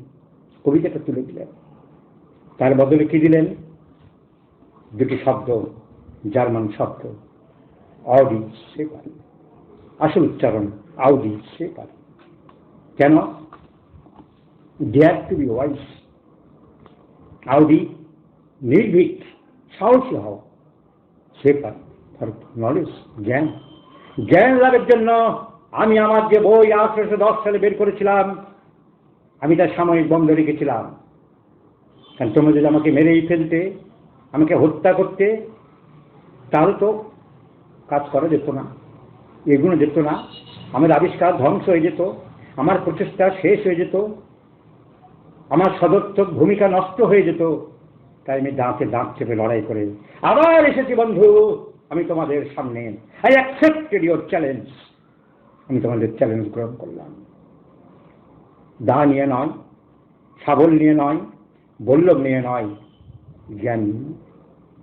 জ্ঞানের সাথে লড়াই করো, আমার বুদ্ধির সাথে লড়াই করো, অসির সাথে নয়, আমার মসির সাথে লড়াই করো। I accepted your challenge. আমি নির্ভীক, আমি সাহসী, জ্ঞানের জন্য। Dare to be wise. এবং কি বললেন? আমি ভীত সন্ত্রস্ত হইনি, আমি নির্ভীক। প্রিফেসে লিখলেন, কি লিখলেন প্রিফেসে? এবারে প্রিফেসে উনি লিখলেন, কি সুন্দর কথা লিখলেন, physicians are my ব্রেথরেন।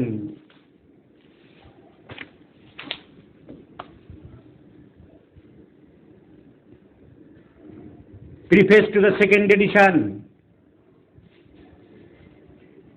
Physicians are my brethren. তোমরা সবাই আমার ভাইয়ের মতন।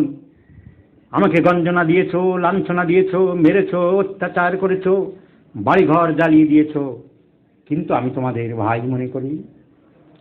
I have nothing against them personally. তাদের কারোর বিরুদ্ধে আমার কোনো ব্যক্তিগত অভিযোগ নেই। The medical art is my subject. Medical art is my subject. আমার সাথে তোমাদের লড়াই হতে পারে, আমার সাথে তোমাদের মনোমালিন্য হতে পারে, আমার সাথে তোমাদের টক্কর হতে পারে, কিন্তু তোমাদের কারোর সাথে আমার ব্যক্তিগত সংগ্রাম নেই, ব্যক্তিগত লেশ নেই, ব্যক্তিগত বিদ্বেষ নেই। All you are my brother, you are my brethren. Brethren মানে brother. I have nothing to say against them personally, against you personally. তোমাদের কাউকে আমি কিছু বলবো না। তোমরা আমাকে বলেছো, তোমরা আমাকে অত্যাচার করেছো, লাঞ্ছনা দিয়েছো, গঞ্জনা দিয়েছো, অবহেলা দিয়েছো, অত্যাচার করেছো, অবিচার করেছো, নিপীড়ন করেছো, শোষণ করেছো, অপাঙ্কেও করে রেখেছো, কিন্তু আমি কিছু করতে চাই না। All are of my brethren. আর সমালোচনা আসেনি, এসেছে কাগজে কলমে এসেছে। হ্যানিম্যানের পিছনে আর কেউ ধাওয়া করেনি। হোমিওপ্যাথি এগিয়ে চলতে থাকলো। অর্গানলা মেডিসিনের প্রাথমিক স্টেজে আমি বললাম 1896 সালে কিউলেন্সের মেটেমেডিকা অনুবাদ করাকালীন সিনকোনা বার্কের যে জিনিস তার মাথায় এসেছিল, 6 বছর ধরে পরীক্ষা নিরীক্ষা করে 1796 সালে তিনি লিখলেন an essay of a new principle for ascertaining the curative power of the drugs and some examinations of the previous principles. সেটাই হোমিওপ্যাথির জন্ম আমরা বলতে পারি। তারপরে চললেন ওষুধ আবিষ্কার, পরীক্ষা নিরীক্ষা। 1805 সালে লিখলেন মেডিসিন অফ এক্সপিরিয়েন্স, যেটা অর্গাননের আসল ভূমিকা, প্রিকার্সার। 1810 সালে তারপর লিখলেন অর্গানন। কি সুন্দর কথাগুলো লিখলেন, আমি সবাইকে পড়ে শুনিয়েছি। উনি বললেন কেন বইটা লিখছেন। উনি বললেন, I consider that it redounds to my honour that I am the only one in decent time. আমি একা একমাত্র কাজ করে চলেছি। এই কনভিকশন আমি বারবার পরীক্ষা নিরীক্ষা করে তোমাদের হাতে তুলে দিতে চাই। তোমাদের যদি মন থাকে, তোমাদের যদি ইচ্ছা থাকে, তোমাদের যদি জিল থাকে, প্রবল ইচ্ছা থাকে,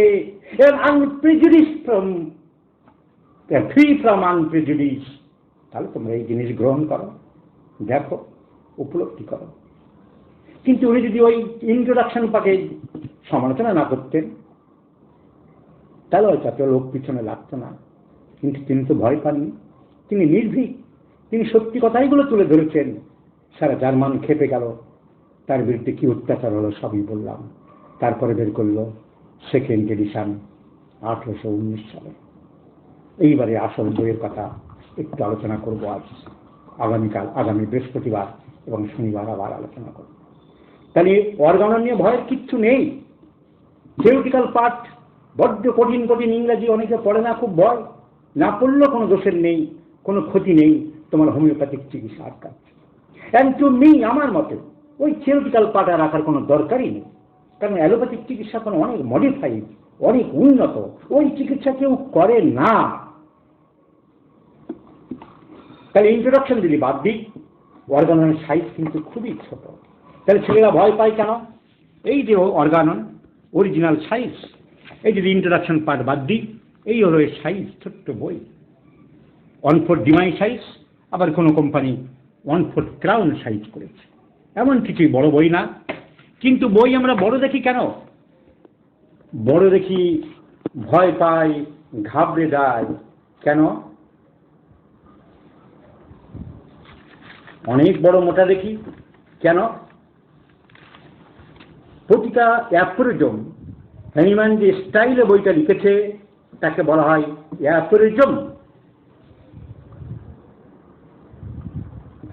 স্ট্যানজা। আগেকার দিনের বইগুলো বেশিরভাগ এইরকম স্ট্যানজা করে করে লেখা হতো। পার্সি বইগুলো আছে, তাদেরকে বলা হয় রুবাইয়া। সংস্কৃতে এই ধরনের ছিল গীতা, গীতা লেখা আছে এরকম শ্লোক। হিন্দিতে এরকম পাঠ পাঠ করে কিছু রচনা হতো, তাকে বলা হতো দোহা। তো হ্যানিম্যান ওই স্টাইল ফলো করলেন। ওই এক একটা স্ট্যানজা পয়েন্ট কি বলেছে সব বোঝানোর জন্য আমাদের মাস্টাররা ব্যস্ত হয়ে গেল। আর যে যার নিজের মতন করেই বোঝা, ওই বোঝাতে বোঝাতে বইয়ের কলেবর বৃদ্ধি হয়ে গেল। তাই দেখেই ছেলেরা ভয় পেতে আরম্ভ করল। কেন্ট রেপার্টরি রুব্রিক যেমন মাইন্ড, কেন্ট বোঝায়নি, কিন্তু আমাদের বোঝানোর লোকের বড্ড বেশি সংখ্যা। আর ওনারা না বুঝায় ভেবেছে সবাই বুঝে নেবে। আর আমাদের মাস্টাররা, আমাদের লোকেরা, লেখকরা ভাবছে কেউ বুঝছে না, আমাকেই ভালো করে বোঝাতে হবে। তাই এক একটা বই ভলুমিনাস হয়ে গেছে, সাইজ বড় হয়ে গেছে। যেমন অ্যাপোরিজম 1 বলছে, physicians high and only mission is to restore the sick to health to cure as it is term. সোজা কথা, চিকিৎসকের একমাত্র কর্তব্য হলো চিকিৎসা করা, রোগীকে সুস্থ করা। চাপাচুপি দিও না, ভালো করে চিকিৎসা। এটা যদি 5 পৃষ্ঠা বোঝাতে হয়, তাদের সাইজ বড় হয়ে যাচ্ছে, ছেলেরা ভয় পাচ্ছে। অনেকে তো, আমি তো দেখছি অনেক ছেলেরা খুব কম বোঝে, ভাবছে সবই বোধহয় হ্যানিম্যানের কথা। সো প্রতিটি অ্যাফোরিজমের মাঝে, প্রতিটি অ্যাফোরিজমের আর একটা গন্ডগোল কোথায় লিখেছে এই বইগুলো। আগেকার দিনে অনেকের বই আছে আমার খুব অপছন্দ। এই যেমন অ্যাফোরিজম 1 আছে, the physician's high and only mission is to restore the sick to health. সিককে হেলথে ফেরত আনতে হবে, সুস্বাস্থ্যে। টু কিওর, আদর্শ আরোগ্য করতে হবে, অ্যাজ ইট ইজ টার্মড। টার্মডের পরে একটা ছোট্ট এক লেখা আছে।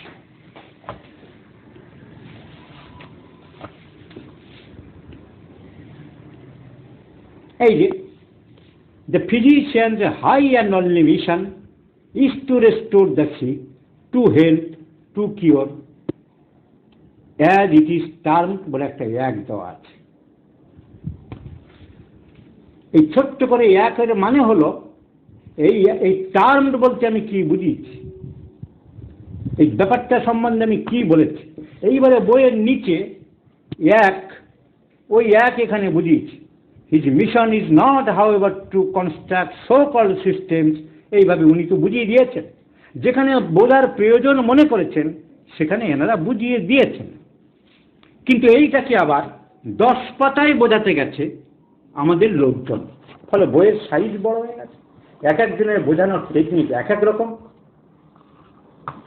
আর এই যে এগুলোকে বলা হয় ফুটনোট। এই ফুটনোট কখনো কোনো অথরিটির নাম বলছে যে আমি কোত্থেকে নিলাম, কখনো বইয়ের বা জার্নালের নাম বলছে যে এইটা আমি এই বইয়ে বা এই জার্নালে পেয়েছি, কখনো কোনো ব্যক্তির নাম, এই ব্যক্তির এটা লেখা, কখনো বা ওই অনুচ্ছেদটিকে বিভিন্ন উদাহরণ দিয়ে বোঝানো হয়েছে। যেমন এখানে 1 নম্বরটা উনি বোঝাচ্ছেন, ফুট নোট বলে এগুলোকে। ফুট মানে পায়ের পাতা, নোট মানে লেখা। পা যেমন নিচের দিকে, এইটা আমি নিচের দিকে বুঝিয়েছি বলে তুমি এখানে আর ডিস্টার্ব করলাম, তাই তো বলা হয় foot note. The note at the foot, পায়ের দিকে, নিচের দিকে। কিন্তু এইখানে দেওয়া আমার খুব আপত্তি। এতে বইগুলো যেন জগা খিচুড়ি হয়ে যায়। কিরকম? এই যে 1 নম্বরে ফুটনোটটা এখানে বোঝালো, প্রত্যেক পাতে এরকম চলছে। এই ছোট দুটো টাইপের ভাগ হয়ে গেল, এখান থেকে এরকম টাইপ চলছে, আর এই নিচের ছোট টাইপগুলো ওই ফুটনোট চলছে, এই ফুটনোট চলছে। এতে কি হচ্ছে, একটা অ্যাফোরিজম পড়তে গেলে বা যে কোনো বইয়ের অর্গানন বলে নয়, যে কোনো বইয়ের একটা জিনিসের ধারাবাহিকতা, সেই পেজের মধ্যে আরেকটা সেইটার সম্বন্ধে অন্য জিনিস চলে আসছে। কেন ওইখানে 1 নম্বরে খুদে করে 1, 2 লেখাতে আমার আপত্তি। অনেক জায়গায় এগুলো চোখেই পড়ে না। আর এই সাহেবদের দেশে, ইংল্যান্ড, আমেরিকায় এই সব খুদে জিনিসটা বড্ড পছন্দ। সব বইয়ের সূচিপত্রগুলো করে চোখে মাইক্রোস্কোপ লাগাতে পারলে যেন ভালো। এত অভাববোধ কিসের এদের? এত কঞ্জুস কেন এরা? এত কৃপণতা কেন? এত ন্যারো মাইন্ডেড কেন? আমি তো সূচিপত্র অনেক বইয়ের আবার এক্সট্রা জেরক্স করি, মোটা করে, ভাই এটা ফুল টাইপ জেরক্স করো তো, চোখটা নষ্ট করতে চাই না। তাহলে খুদে খুদে 1, 2, 5, 6 করে লেখা, আর তার যে ফুটনোটগুলো আরো খুদে খুদে টাইপ। তা কেন? বই শেষ করলাম, এবার লাস্টে ফুটনোট, ওই 1, 2 যত ফুটনোট আলাদা করলাম, আমি সেই কাজ করছি। যখন যে ফুটনোট দেখার দরকার হবে তখন সেইখানে দেখে নেব। পদটিকা নয় ডক্টর দে, পাদটিকা, কেন পায়ের দিকের টিকা লেখা। যারা পদটিকা লিখেছে সেটা পদ মানে পা বলা যেতে পারে। তো যাই হোক, ফুটনোট আলাদা রাখলে কোনো দোষ ছিল না, পরিষ্কার জিনিসগুলো পড়ে গেলাম। এবার দেখা গেলো যে ফুটনোটটা আমি এখন পড়বো না, আমি বেসিক জিনিসটা বুঝলাম, ওইটা সম্বন্ধে, ওই ওয়ার্ড সম্বন্ধে বা ওই লাইন সম্বন্ধে উনি কি আলাদা করে বুঝিয়েছেন পরে দেখব। ওটা বইয়ের লাস্টে দাও না, অল আর ফুটনোটস, তাহলে ঝামেলা হয় না। আর মাঝখানে যে খুঁজে খুঁজে করে ফুটনোটের নাম্বারগুলো দিয়েছ সেগুলো একটু বড় করে দিলে কি দোষ ছিল?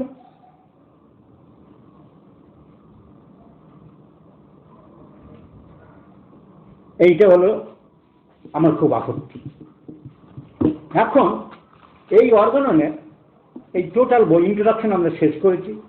এই বইটার আরম্ভ কিভাবে বললাম, 1 নম্বর 1, 2, 3, 4 করে ডলারের ডলারের সাইন যেমন দিই, ওইটাকে বলাই অ্যাফোরিজমের সাইন।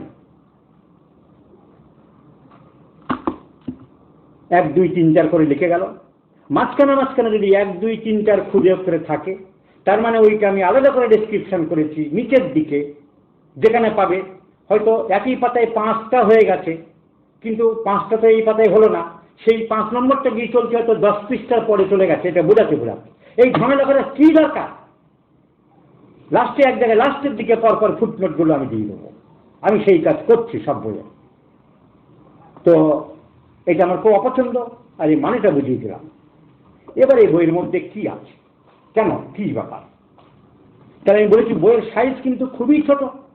আমাদের পণ্ডিতই আমাদের ঠেলায়, পণ্ডিতদের ঠেলায়, বুঝনেওয়ালাদের ঠেলায় বই বড় হয়ে যাচ্ছে, যে যেমন পাচ্ছে বুঝাচ্ছে।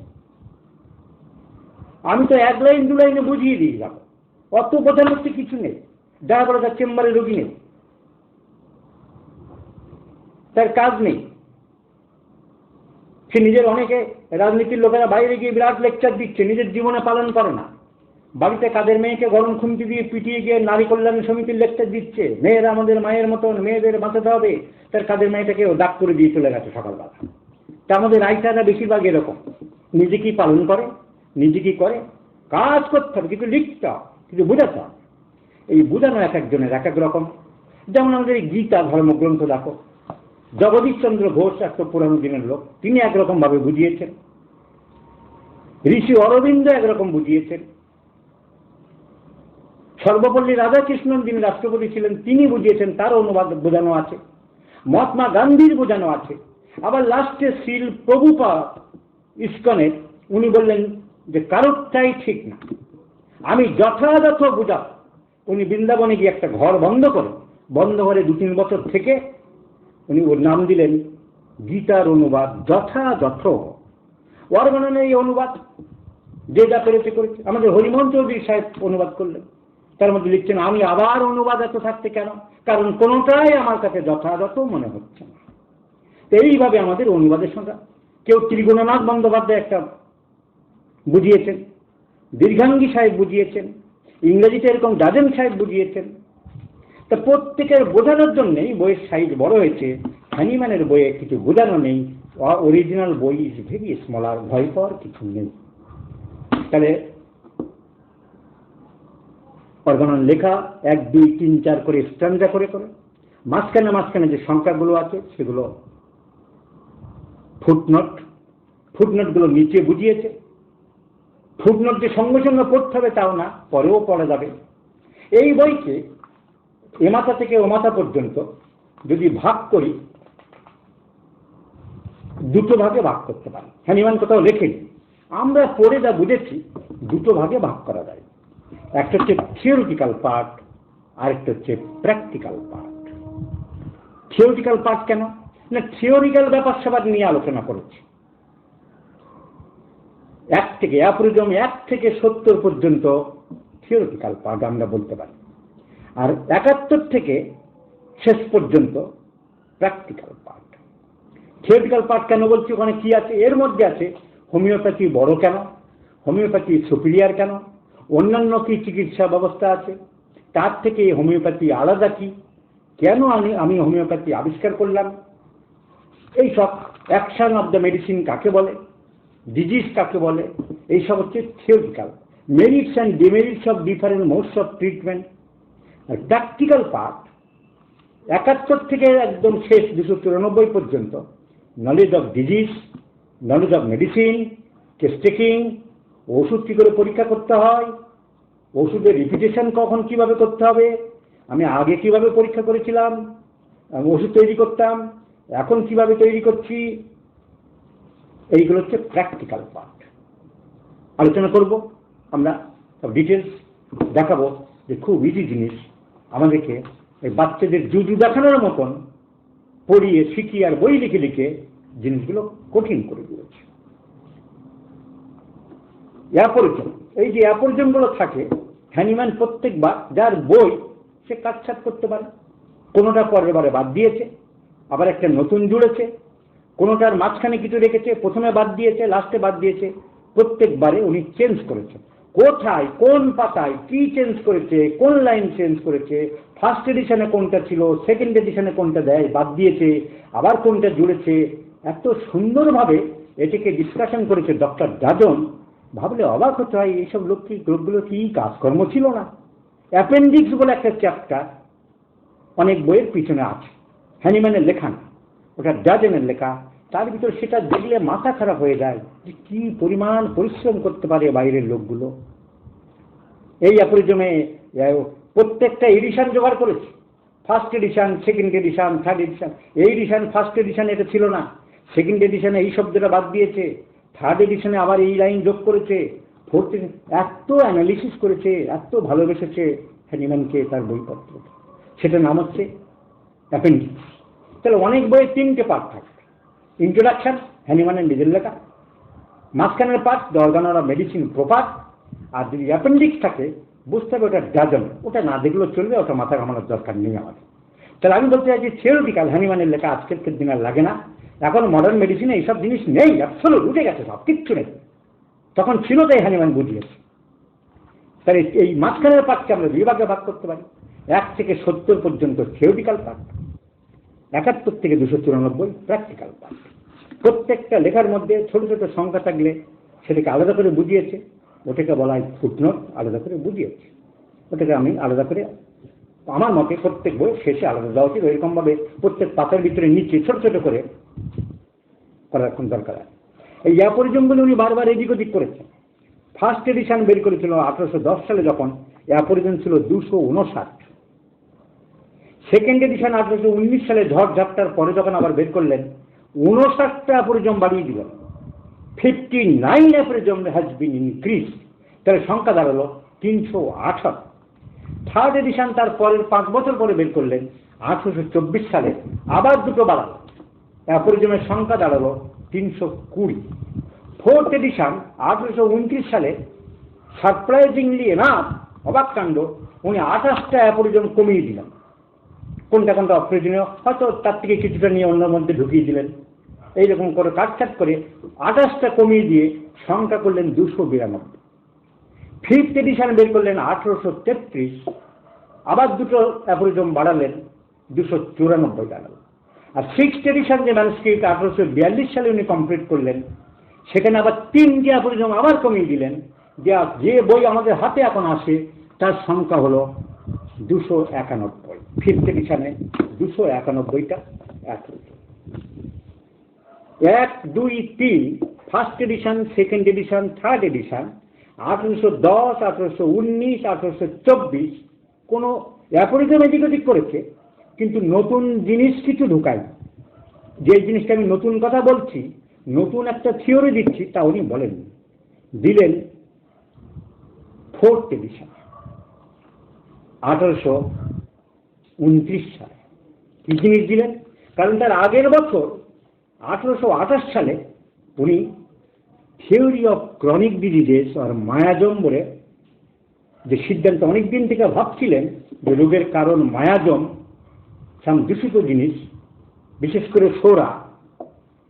ভাবতে ভাবতে উনি 1828 সালে বই লিখলেন the chronic diseases, their peculiar nature and their treatment.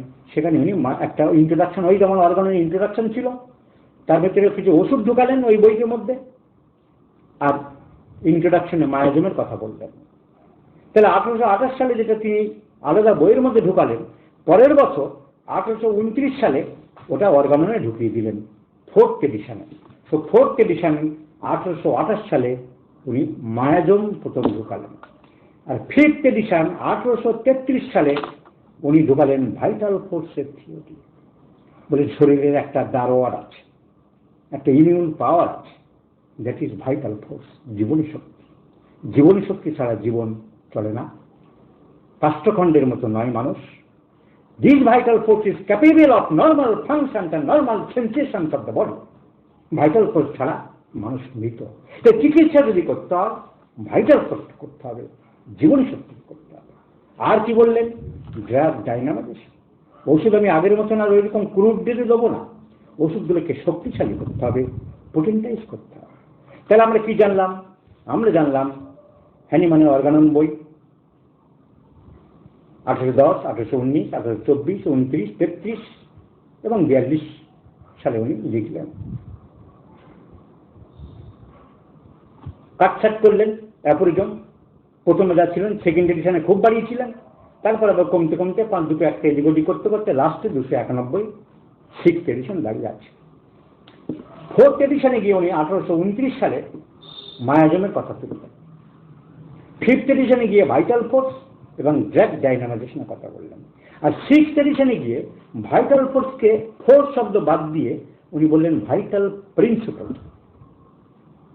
R drug ডাইনামাইজেশনের নতুন প্রসেস বললেন যে আমি আগেকার দিনে যেসব পদ্ধতিতে ওষুধ তৈরির কথা বলেছি আমি তার থেকে সরে আসছি। আমি নতুন পদ্ধতিতে ওষুধ তৈরি করেছি, চিন্তা ভাবনা করেছি, and that is 50 millesimal scale of potency. এই হলো অর্গাননের